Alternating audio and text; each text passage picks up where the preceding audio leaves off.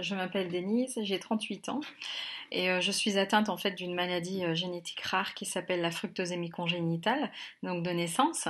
C'est une maladie qui a été découverte en 1956, donc qui est très récent encore. Vulgairement, on pourrait appeler ça une intolérance alimentaire euh, au sucre de table. Donc c'est une maladie rare qui touche approximativement une personne sur 40 000, mais ça dépend encore des enquêtes qui ont été faites. Mais on ne connaît pas exactement le nombre de personnes atteintes en France actuellement.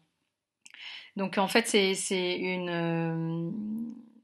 s'agit en fait d'un dysfonctionnement du métabolisme dû à une défaillance d'un enzyme qu'on appelle l'aldolase B, qui transforme en fait le sucre, donc le sucre de table, donc le fructose, en glucose. De ce fait, en fait, le sang et les tissus accumulent cette substance mi-fructose et mi-glucose, et celle-ci est toxique malheureusement pour certains organes comme le foie et les reins. Et donc cette maladie, en fait, on la détecte plutôt à l'enfance, à la diversification alimentaire. Le lait maternel n'en contenant pas, on ne remarque rien, sauf si forcément l'enfant est malade et prend d'autres médicaments, ou ne serait-ce que même s'il a une diarrhée qui prend des traitements pour la déshydratation, qui en contiennent également. Donc surtout à ce moment-là, au moment de l'introduction des pots de fruits, de légumes, l'enfant ressent un dégoût déjà au niveau du goût et au niveau de l'odeur pour tous les produits sucrés. Donc il faut en tenir compte. Si ce n'est pas le cas, ça peut être un pronostic vital pour l'enfant. Donc les nausées qu'on a lorsqu'on ingère en fait du sucre. Donc c'est des nausées, des vomissements, des douleurs abdominales, des hypoglycémies, une fatigue générale, des carences en vitamine C et autres vitamines, un foie qui grossit anormalement et une rate aussi effectivement qui grossit plus que la normale. Euh, et un retard de croissance. Donc ça, c'est vrai que c'est noté nulle part, mais d'après ce que j'ai pu voir chez moi et chez mon frère qui est également enfin malade, oui parce que mon frère aussi est malade, nous serions la seule fratrie à l'est du pays à être malade. Donc et ayant parlé avec d'autres personnes qui sont atteintes de cette maladie-là, effectivement, il y aurait un retard de croissance. Donc peut-être que c'est le moment de faire des recherches concernant, concernant cela. Donc on peut avoir d'autres symptômes beaucoup plus graves, tels que l'intoxication alimentaire. J'en ai déjà fait plusieurs, mais à ce moment-là, ma maladie n'était pas diagnostiquée, car elle a été diagnostiquée il n'y a pas longtemps, justement, il y a quelques années. Et auparavant, les médecins prenaient ça pour un problème psychologique. Oui, pour mon frère, oui, pour moi, ça fait quand même trop pour deux personnes. Donc on n'est pas allé beaucoup plus loin que ça. Donc finalement, j'en ai fait quelques-uns, et puis ne sachant pas ce que c'était, et que ça pouvait avoir des conséquences graves, donc j'attendais que ça passe, tout simplement. On peut avoir des crises épileptiques, de la cataracte, une néphropathie tubulaire, donc l'atteinte des reins, une atteinte hépatique et rénale.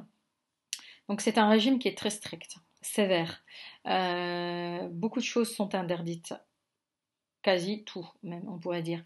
Pâtisserie, charcuterie, les fruits, juste un fruit, le citron très limité, le citron vert également, voilà, figue de Barbarie fraîche, ouais, bon, ok. Donc faut aimer le goût encore, hein, parce qu'on ressent le sucre. Les plats préparés, donc les légumes, les sauces préparées, des épices comme la muscade ou la cannelle, les boissons telles que le coca, Fanta, enfin tout ce que vous connaissez et ce que vous aimez, les dentifrices. Les médicaments, et oui, les médicaments, quasi dans tous les médicaments, vous avez du sucre, donc il faut trouver avec votre médecin les médicaments qui n'en contiennent pas. Les sirops pour la toux, alors là c'est horrible, ça a une odeur vraiment désagréable, enfin c'est dégueulasse. Voilà.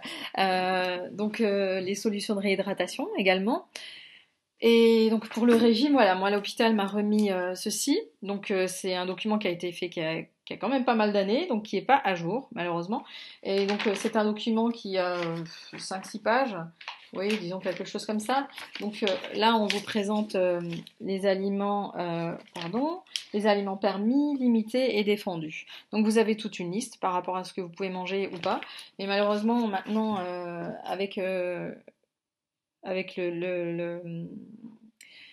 l'entrée en fait de tous les aliments exotiques dans notre alimentation, enfin malheureusement et heureusement.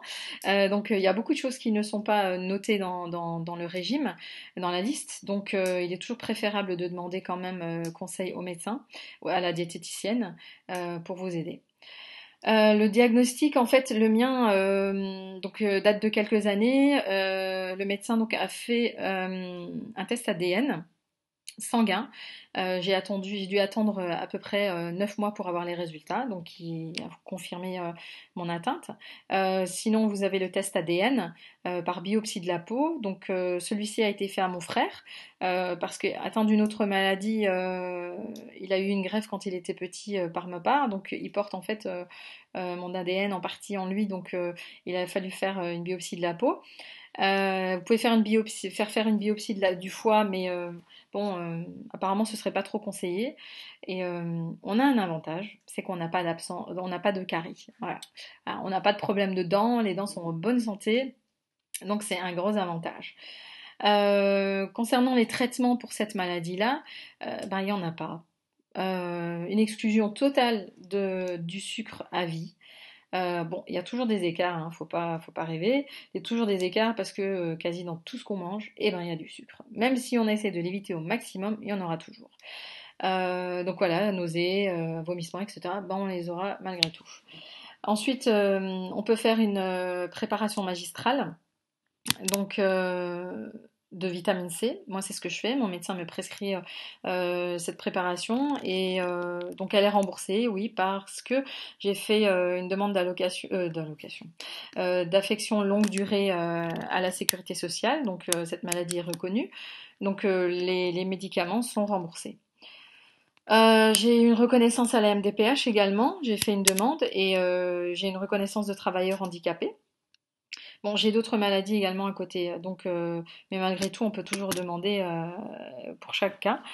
Donc voilà, c'est une maladie handicapante alimentairement, forcément, qui est difficile à vivre au quotidien. Surtout lorsque vous êtes avec des amis et vous voulez aller au restaurant, forcément là, c'est un peu délicat. Il faut demander les ingrédients. Lorsque vous êtes enfant et qu'il faut aller à la cantine, eh bien là, déjà nous, on a du mal à faire, à respecter. Donc, c'est pas évident pour les personnes, le personnel de la cantine. C'est une alimentation qui coûte cher parce que tout doit être fait à la maison. Euh, donc c'est une alimentation plutôt insipide, fade et peu variée, pommes de terre, viande rouge, etc. Enfin voilà.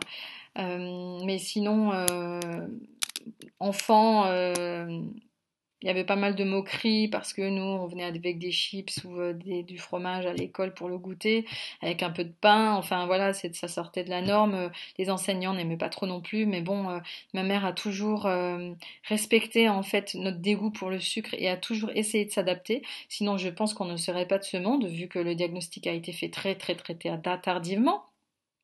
Donc voilà, mais on en vit, c'est une maladie, si on la connaît, on n'en meurt pas, mais il faut faire très attention. Effectivement, ça abîme le corps, ça fatigue, mais faut savoir qu'il y a toujours pire. Voilà, donc en espérant que ça vous a apporté quelques réponses aux questions que vous vous seriez posées. Et je vous remercie et puis au revoir.